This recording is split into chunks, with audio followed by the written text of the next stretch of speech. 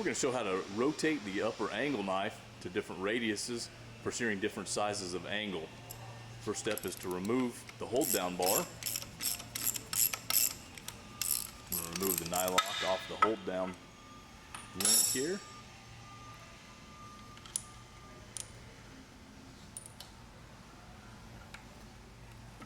Allows you to rotate the hold down out of the way and expose the angle knife cover. Two hex bolts that come in from the back and one through bolt that runs all the way through with the nylock on this side. We'll rotate to the other side of the machine so you can see the two hex bolts that come in from the back. They thread in from the back, go through the half moons above the blade, and thread into the angle knife cover.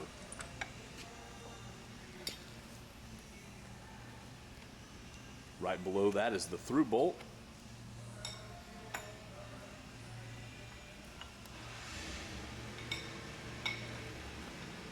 Have to work on from both sides of the machine here to get this one out.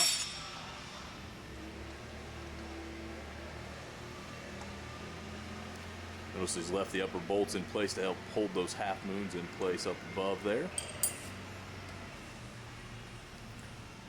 Go back around to the operation side of the machine again.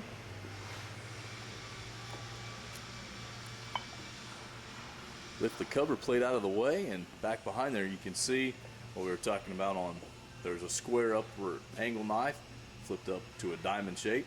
Above that, the two half moons that we were talking about. You see the bolt sticking through there. And in the middle, there's a spacer. It fits tight into the knife. However, notice there is clearance all the way around the bolt. This is so that during the shearing operation, you do not want that bolt to take any of the load of the shearing action. You want the knife to push up against the half moons on both sides and up into the pocket of the upper beam to take the force of the shear. We're going to pull out the upper angle knife.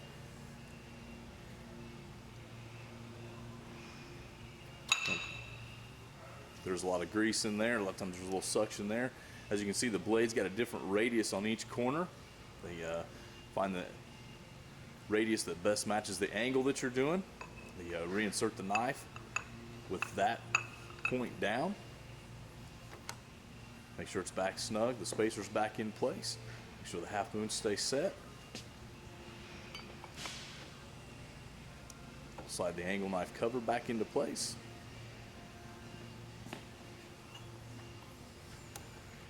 Again, you can work from both sides of the machine to help hold everything tight up into the pocket. Get those bolts restarted in there.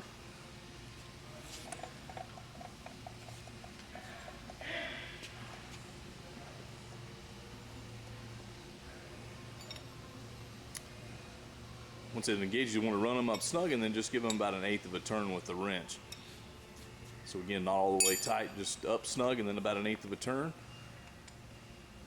The bolt through the middle. Not the same with it, you just want to run it up snug.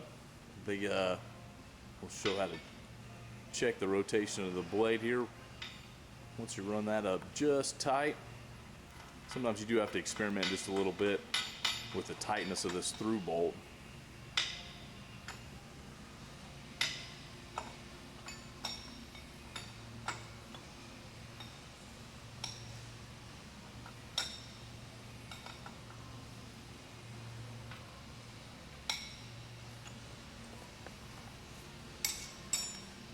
Once you've got what you think is snug on there, you can use that same wrench there that you use on those, and they just kind of lightly pry the blade side to side. Again, you want a little tension on that, but you do want it to be able to rotate.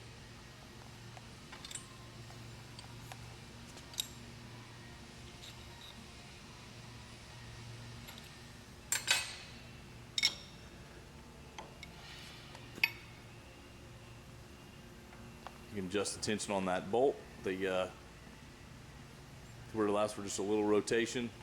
Then you can also, when you think you've got the tension right on that, you can also have someone watch from the back side as you test shear some angle and make sure the blade should come down and slide against the angle. Find the fillet before it starts to shear the angle. That would ensure that it's loose enough to rotate. If it's too tight, it'll start to shear the angle before it finds the middle point. If it's too loose, What it'll a lot of times do is come down, hit one side, bounce to the other, and then start the shearing action. That would mean that the blade is a little too loose. You can use those observations to determine whether the torque is correct on that through bolt. Back around to the other side. So reinstallation of the hold down. Slide the hold down link back up onto the pin. Put on the washer. Thread on the lock nut.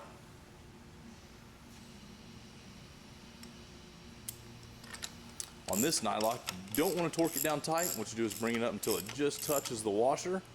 And then back it off just slightly. You want to make sure that you have a little bit of movement on that washer back in behind there, that the nut does not pinch that washer tightly. You do have a little movement in there. That ensures proper adjustment there.